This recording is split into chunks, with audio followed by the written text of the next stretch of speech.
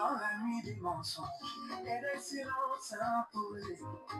Ta voix s'élève courageuse pour dénoncer l'océan de la presse congolaise. On flot balaie la peur, ta vérité apaise. Océan, océan, ta plume est un flambeau. Dans l'ombre de la dictature, tu tiens haut le drapeau. Ton combat est juste, ton combat est noble. Pour la libération du Congo, ta voix résonne et s'envole.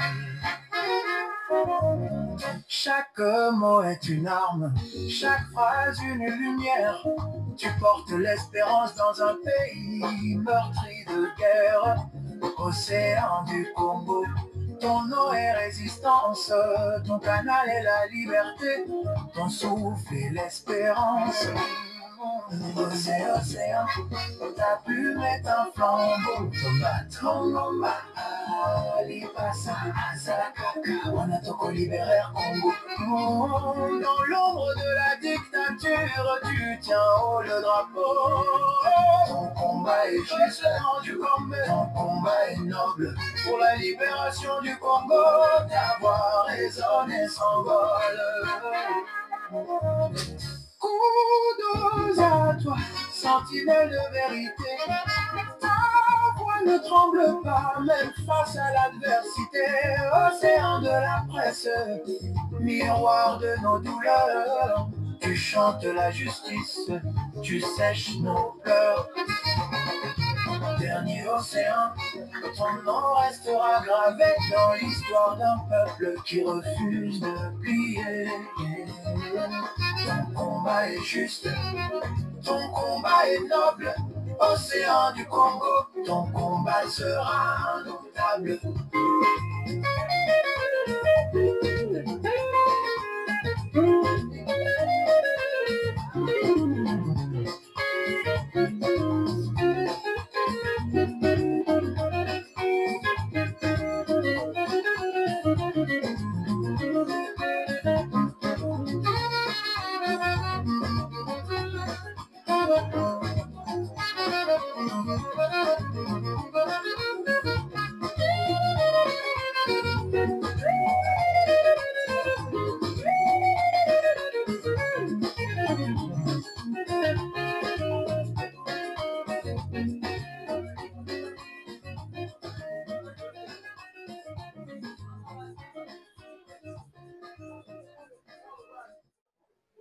Nazaine sengo ya koyeba ete bozali ebele liboso ya baposte téléviseur na bino mpona kolanda émission ezwi na yango bandeko balandi ya émission ezwi napesi bino mbote bisika nyonso ezwami bino mpe etika ete kimia ya nzambe tata eyingela omabota mabino parce que maona république démocratique du Congo pamba te maye oma koleka mazali penza malamu te ezali kopesa biso mawa na lolenge oyo ya bokambami ya gouvernement ya mwana mboka Félix Antoine Tshilombo pe mwana mboka Félix Antoine Tshilombo azali ata la souci ya bato te yango neti ali kobela ete article 64 ebala kosalama tozali kobela bongo mwana mboka Félix Antoine Tshilombo alongwa po ete ezali bongo pasi na biso bakongomani na kozala na mokonzi lokola Félix Antoine Tshilombo ezali kosala biso penza pasi.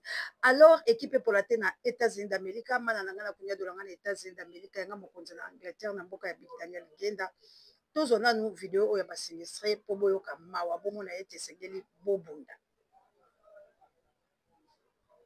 Merci de m'avoir accordé la parole. Je voulais dire qu'on apprend beaucoup aux réseaux sociaux, on apprend beaucoup ce que les gens nous disent que Monsieur, son Excellence ministre de l'Intérieur nous a donné de l'argent. Ça, on n'ignore pas. Les enveloppes qu'il nous avait données, malheureusement, les enveloppes s'étaient fermées. Monsieur le ministre, il nous avait demandé strictement de ne pas ouvrir les enveloppes là. Vous allez ouvrir ça jusqu'à ce que vous allez arriver chez vous. On a respecté ces instructions. Nous sommes arrivés jusqu'à l'échangeur pendant la nuit. Il faisait 3 heures du matin. Nous sommes arrivés à l'échangeur. Les autres sont arrivés à 1 heure du matin. Les autres 3 heures, 2 heures comme ça. Alors, après avoir ouvert les enveloppes, tout le monde était dessus. De voir qu'il y avait des $200, il y avait des $500, il y avait des 300. Cela ne nous a pas servi. Voilà pourquoi nous sommes décidés, tant que des vrais sinistrés, avec nos codes et nos jetons, de venir plaindre ici, si le chef de l'État peut apprendre quelque chose venant de nous, s'il peut nous écouter. C'est pourquoi nous mettons cela ici vers le média pour vous dire qu'il peut arrêter ces aventures-là. Vraiment qu'il soit honnête, avec beaucoup de respect qu'on lui doit, tant que ministre. Il est aussi un enfant de Dieu. Qu'il soit sérieux. Nous sommes honnêtes de tout ce que nous avons reçu auprès de lui comme somme d'argent. Mais cela n'est pas suffisant. Cela ne nous permet pas de faire étudier nos enfants. Cela ne nous permet pas d'avoir un bon logement. Cela ne nous permet pas d'avoir, même si nous avait donné 3 000 $, 6 000 $, 5 000 $, comme il dit là. Vous n'aurez voir personne ici. Mais comme nous sommes là, c'est parce que nous avons eu une somme qui ne permet même pas qu'on soit garanti en date. Voilà, messieurs ministres, nous te demandons, sois honnête. Si tu peux joindre nos chefs avec l'honnêteté pour l'amour du Christ, viens nous joindre et dis la vérité, papa. Dis la vérité, que Dieu te bénisse. Que Dieu bénisse ta famille, que Dieu bénisse le président de la République, que Dieu bénisse maman Denise. Nous comptons sur vous, maman. Nous comptons sur toi, papa. Maman Denise, ne nous lâchez pas, maman. Maman, je sais que tu es une maman pleine de compassion. Maman, tu es vraiment une maman pleine de douceur. Alors nous comptons pour ta douceur, nous comptons si tu peux user envers nous la charité, l'amour. Bandeko balandi, bolandi la bokebi. Epesi pasi bandeko na ngai. Pona nini konyokola batu boyo? Pona nini konyokola batu? Pona nini bozoli koyoka pasi ya population te? Sika bolingi pe bomela maponami. Bolingi pe bato baloba la bino te. Esa ili na bino ezali pe malamu te. Sika bolingi nini na mboka yango boyaki penza po bosala nini bozala bandoki. Yango boye nazali kula koyebisa bino ete bokonza mwana mboka Félix Antoine Tshilombo ba oba yebi Nzambe alinga te. Bolandaki pe Traoré abi bokonzi muso ezali muto zongo na makasa lobi tout pouvoir vient de Dieu. Lokuta pouvoir o ezali ya Nzambe te, ezali pouvoir ya Satana. Au pouvoir ya Nzambe salaka mosala nango ba mama missionnaire. Na mboka nita babe ifuku yo moto pe bakoka Lumumba ba mama missionnaire. Partout bozali kilame jendeta lotaki tumakale ko tobopela lokode for pekato na ake na mboka ya mama sociale la Chabienne. Botelema mwana mère de Bruno na Autriche.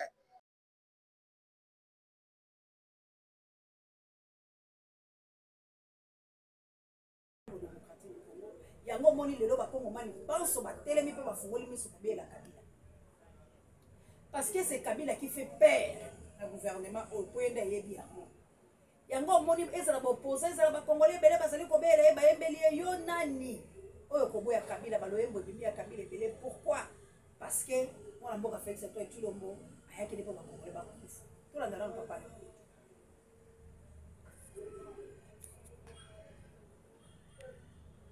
Domaine Onini, Félix Tshisekedi ne mérite pas être président. Je suis clair.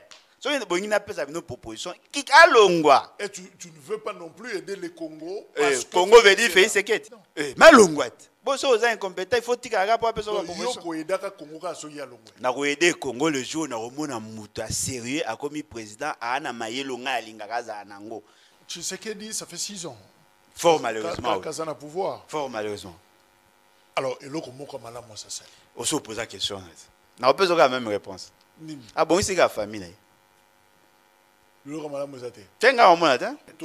Kosangana bato musu tenga azo reconnaître Félix Tshisekedi comme président ngati. Parce que Ponama qui selon la constitution T. Je suis clair. Qu'on approche. Na confiance à Félix Tshisekedi T. Je suis clair. Na confiance na été. Gouvernement raisonnable, et un gouvernement maïl était. Un gouvernement intelligent ne peut pas réfléchir de la sorte. Bon, c'est un criminel. Au sein facito qu'on a Rwanda. Oui. Bon, qu'on a Rwanda, c'est un problème. N'a pas qu'on a Rwanda. Comme agresseur. Rwanda raté. Na Félix Tshisekedi na Uganda na Burundi. Kosuki sanga na Rwanda te wa discours ya Félix. Biso toza ko condamner ba o ba sa peuple mabe. Na osuka ka na Rwanda. On va yo za na facilité wana.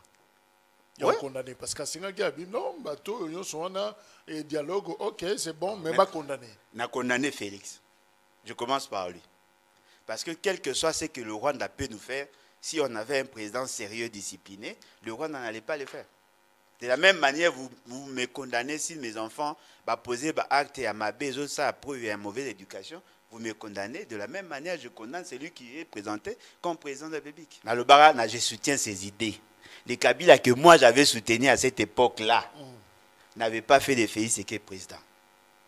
Donc, changeant na yo. Il y a des Kabila changent.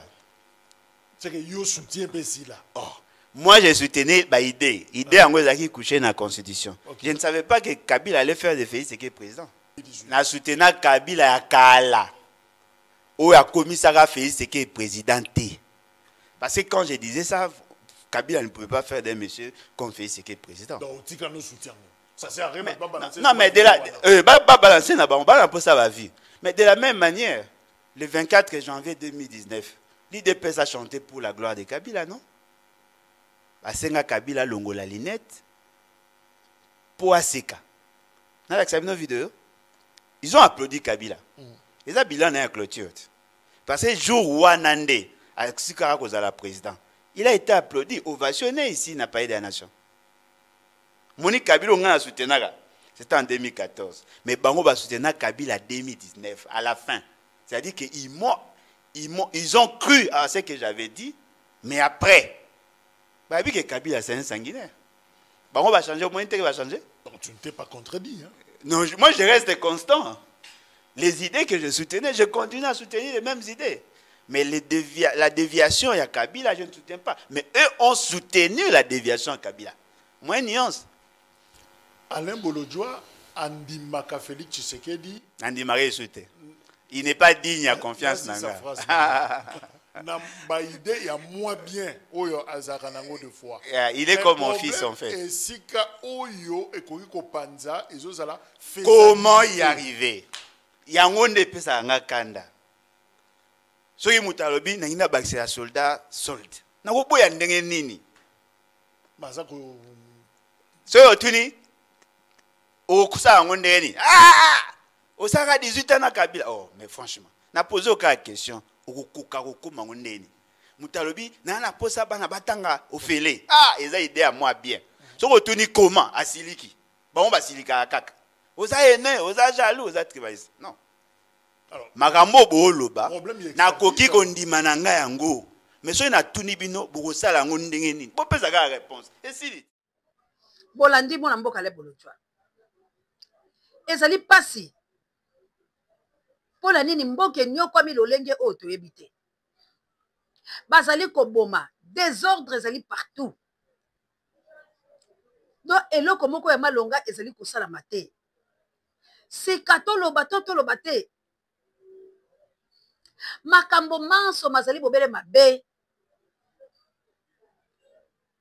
Nini oyo mwana mboka Félix to tilo bopela zali na ngona moto na tine ba Kongomani. Bilaka nyonso asalaki, ba voyage ya lolenge nyonso ya sasali, diplomatie ezali atako moko oyo réussir ezali na yango te. Lelo oyo posa na ezali kaka ba kotela biso tumba ba ya ko boma ba Kongomani. Pola nini tako yeko sisa likambo ya bandaki. Likamba ba Ugandais, ba Burundais, ba Rwandais, na mwana mboka Félix Antoine Tshilombo ezali nini? Yango tozali koyebisa na ba Kongomani. Toteleme bandeko langa. Toteleme océan ezali koya kobeta mbela. Pamba te tango ezali malamu te. Océan abino ezali na ba problème ko kenda ke ya lobi te. Toloba la tina Congo, to sensibiliser, to mobiliser, to conscientiser, to ça l'éveil patriotique, to le peuple congolais la bolema. To telema partout ça bouge. To telema bozali komona ba Filika bazali ko telema. Balobi atako bazali ko ya pola kosala biso mabe. Kasi tola la pongi ya bolema te.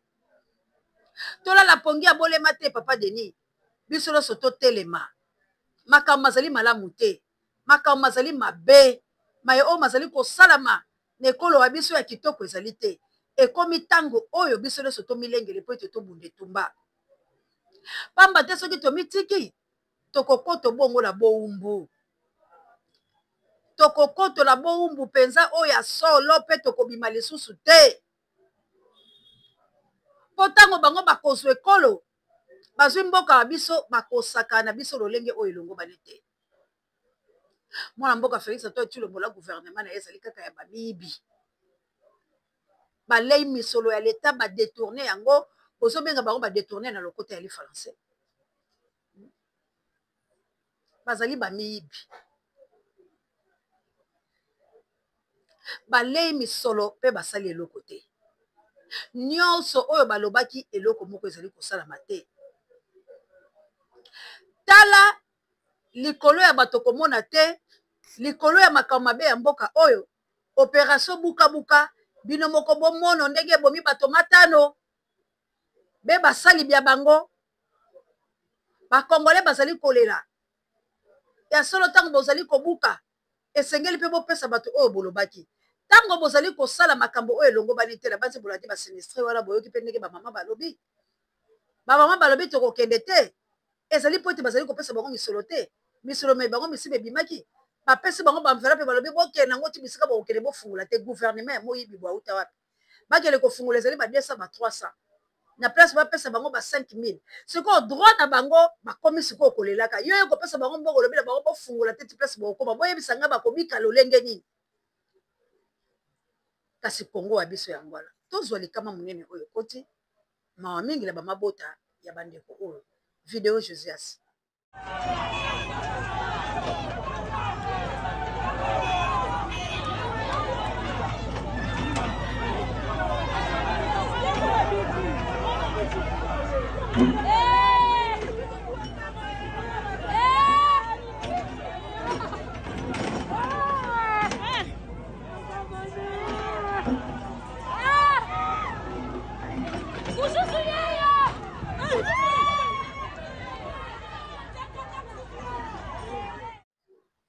ezali kopesa pasi pe mawa ezali kopesa pasi nzakomba afolange itungi abokolaka ikala nzambe alingaka moto oyo atungisaka baninga te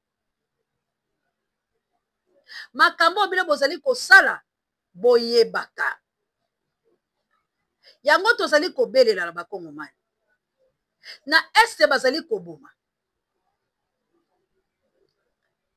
este wa biso kimia ezali te moto akopesa kimia na este ezali bobele biso soki bapatriage ba biso balumumba babundaka etumba soki 57 patriage bakufa lelo ezali po ete balongolaki kobanga ezali po ete bazalaki na amour patriotique batalaki intérêt personnel te alors yo nanga totala intérêt personnel te toloba te mpo ngala moto oyo toali kabila moko ata kwa kosala makambo malongo bani te ngala mona yango kaka malamu te ndeko na ngai ndeko ya kabila moko soka kosala malamu te yebisa ye JKM le number 1 océan de la presse congolaise moninga ya Gauthier Boulay na mboka ya mama Celestine na papa Mikael baporamete angola lobondi ya botard de bonoit na r monsieur kokomela bilo mamour d'angola la mokitani Florence ya matondo bilo assalamu alaikum na mama ja wape ba mizima na biso boye na South Africa na mboka ya kilo partout au Congolais bazali partout au bozali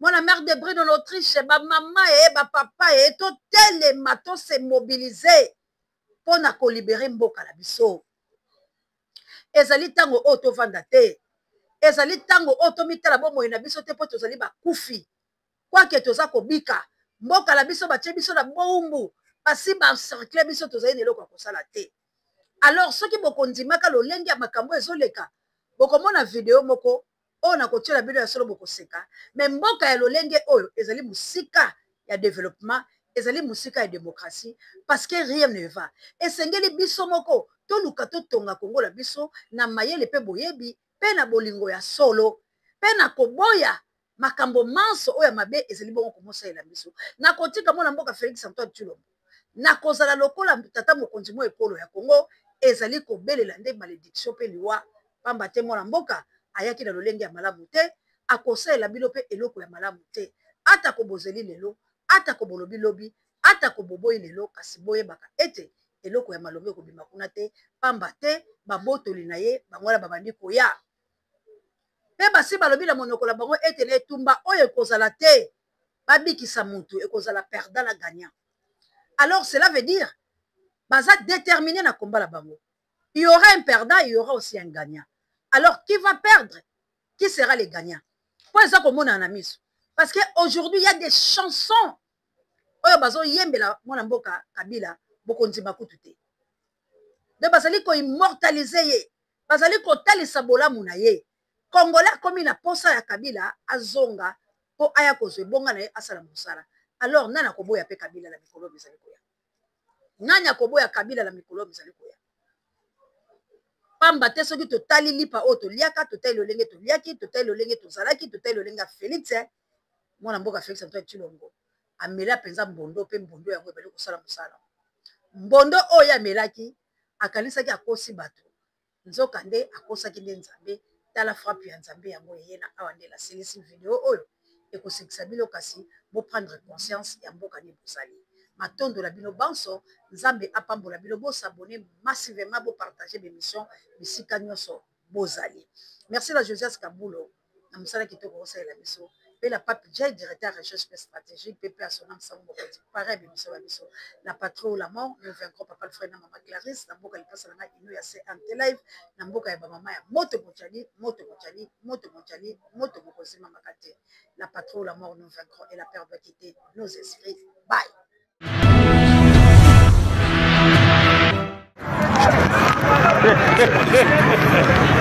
¿Qué va a ver? No te